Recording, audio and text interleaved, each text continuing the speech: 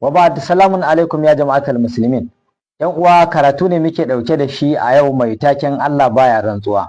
Sakamakon an samu wasu malamai daga cikin malaman tafsiri wanda suke cewa idan Allah ya zo magana kamar akan alfajir su ce Allah ya rantse da alfajir, wallaili Allah ya rantse da dare, wa shamsi Allah ya rantse da rana.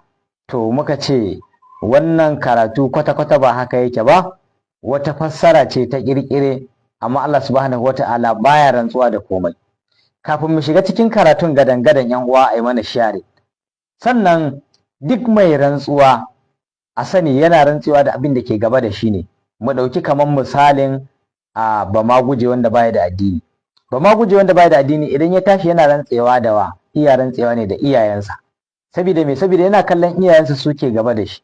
To amma shi kuma Allah subhanahu wata'ala wa yake gaba da shi? Wanda Allah zai rantse da shi bayan ya ce huwal qahir fawqa ibadi, shine mai rinjaye sama da bayinsa.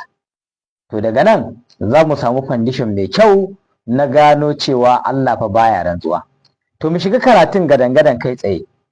A cikin Alƙur'ani Allah ya kore wa kansa rantsuwa, inda kuma za mu je mu gani a cikin Alƙur'ani rantsuwar aiki ne na kafirai. Allah subhanahu wata'ala ya faɗa a cikin suratul Haqa, Allah maɗaukakin sarki yake cewa dangane da 'yan gidan wuta wala ba'amun illa min gisilin, ba su da wani abinci sai dai gisilin. Allah ya ce la ya'kuluhu illa al-khati'un, ba wanda zai ci wannan abincin sai masu ganganci, wanda suka yi ganganci suka tafar da rayuwarsu a banza ga maganar Allah sun gani suka gibi suka ki aikatawa. Allah ya ce la ya'kuluhu illa al-khati'un, sai ya ce fala uqsimu, ba ma muku rantsuwa bima tubsirun, da duk abin da kuke gani. Sai Allah ya ce wa ma la tubsirun, kai da abin da ba ku ganin ba ma rantsuwa da shi. Wato abin da muke gani Allah baya rantsuwa da shi, shine fala uqsimu bima tubsirun. Allah ya ce ba ma muku rantsuwa da abin da kuke gani. Domin ita wato uqsimu din fi'ilun mudari'un ne allazi lam yattasil bi shay'in. A wannan sakan din Allah baya mana rantsuwa bima tubsirun da abin da muke gani. Sannan a wannan sakan din Allah baya mana rantsuwa wa ma la tubsirun da abin da ba ma gani. An fahimta karatun da kyau ko?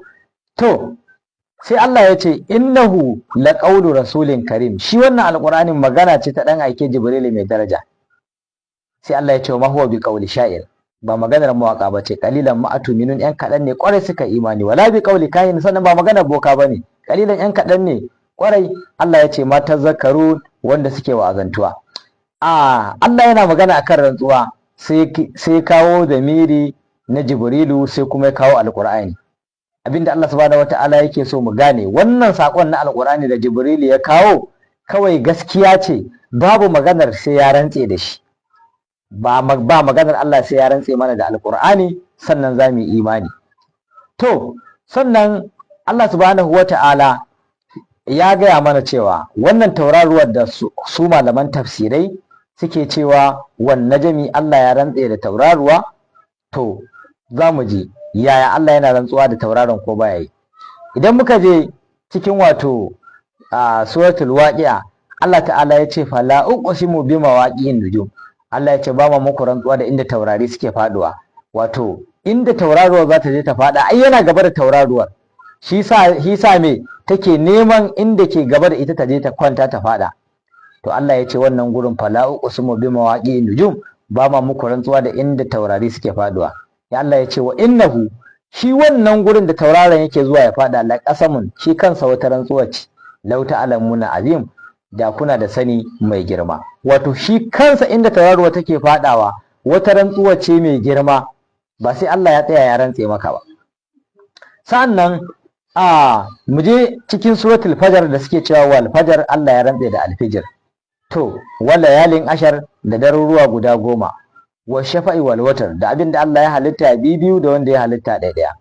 Wal layli idza yasar, da dare lokacin da ya tafi. Sai Allah ya ce halafi zalika qasamun lizi hijr, shin a cikin hakan akwai wata rantsuwa ga mai hankali? Ka ce kuma wal fajar Allah ya rantsa da alfijir, to gashi kuma ya ce halafi zalika qasamun lizi hijr, shin akwai a rantsuwa ga mai hankali a cikin hakan? To sai maganar watini, suna cewa Allah ya rantse da ɓaure, wa zaitun ya rantse da zaitun. To mu je gaba. idan muka dawo baya akwai wato suna cewa kuma la uqsimu bi hadzal balad wa anta hillun bi hadzal balad, Allah yana rantsuwa da wannan garin na Makka. Duk da lace amma sai suka ce za'ida ce, ai Allah yana nufin uqsimu bi hadzal balad, yana rantsuwa da wannan garin. To sai muka ce mu je cikin suratul tin da kuka ce Allah ya rantse da ɓaure da zaitun, bari ku ji yadda za ta kasance gaba. Wattini wa zaitun, mu je a fasarar su, Allah ya rantse da me? Da ɓaure da zaitun. Wa duri sinin, da dutsen duri sinin. Wa hadzal baladil amin, da wannan garin amintacce.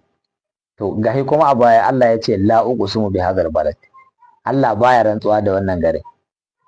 To saboda haka kama tuna cewa wai Allah ya zai rantse da wani gari, shi kansa wannan rashin girmama Allah ne. Saboda ai Allah subhanahu wata'ala shi ke gaba da komai, in yi komai duk abin da kaga Allah ya yi rantsatse ne. Sannan mu kula da kyau, ita wannan rantsuwa ɗabi'a ce ta kafirai. Wannan rantsuwa ɗabi'a ce ta kafirai, ba wai ɗabi'a ba ce ta muminai galibinta. Idan muka duba cikin Alƙur'ani, tun daga faɗin Allah maɗaukakin sarki, Allah yana gaya mana a cikin littafinsa cewa wa aqsamu billahi jihada aymanihim la in ja'atuhum ayatun la yu'minunna biha. Allah ya ce suna rantsuwa da Allah mutakar rantsuwansu, la in ja'atuhum ayatun, in ka zo musu da ayoyi za su yi imani da su. Allah ya ce wal innamal ayatu indallah, ka ce ai da ma ayoyi suna zuwa da gurin Allah ne. Allah yake gaya mana a waccan aya wa qasamu billahi jihada aymanihim la in ja'atuhum ayatun la yu'minunna biha, in an zo musu da ayoyi za su yi imani da su. To Allah ya ƙara gaya mana cewa a dai cikin littafin nasa wa qasamu billahi jihada aymanihim, suna rantsuwa da Allah mutakar rantsuwarsu. La in ja'ahum nazirun, idan mai wa'azi ya zo musu la yakununa ahadi min hidal umam, za su kasance mafi shari'a daga cikin ɗaya daga al'umma.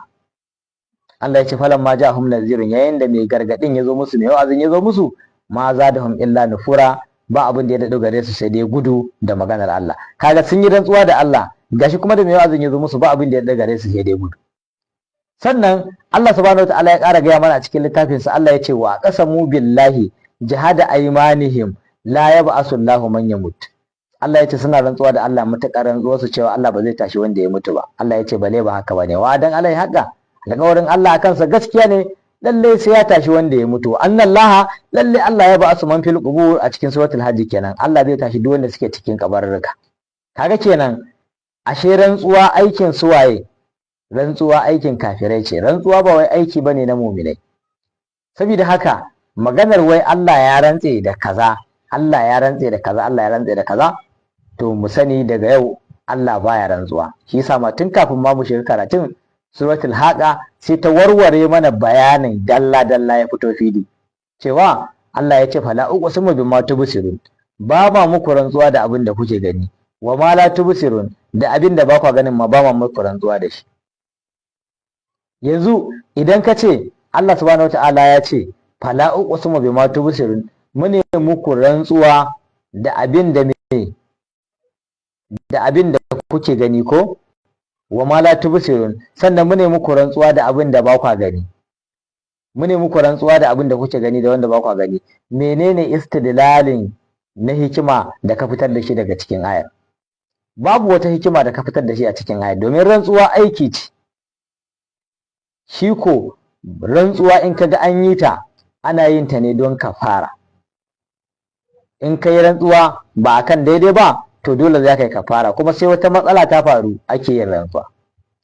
Saboda haka a takaice ina so in bayyana wa malamai, musamman malaman tafsiri, su kiyaye cewa Allah yana rantsuwa, domin Allah baya rantsuwa da wani abu da ɗan adam kan iya gani, da kuma duk abin ma da baya gani. Wannan shine bayanin da za mu yi a takaice akan wannan ƙabiya ta maganar wato a rantsuwa. Saboda haka yan uwa ai mana sharing a sakon ya je dukkanin kunnen malaman tafsiri baki daya. Assalamu alaikum wa rahmatullahi ta'ala wa barakatuh.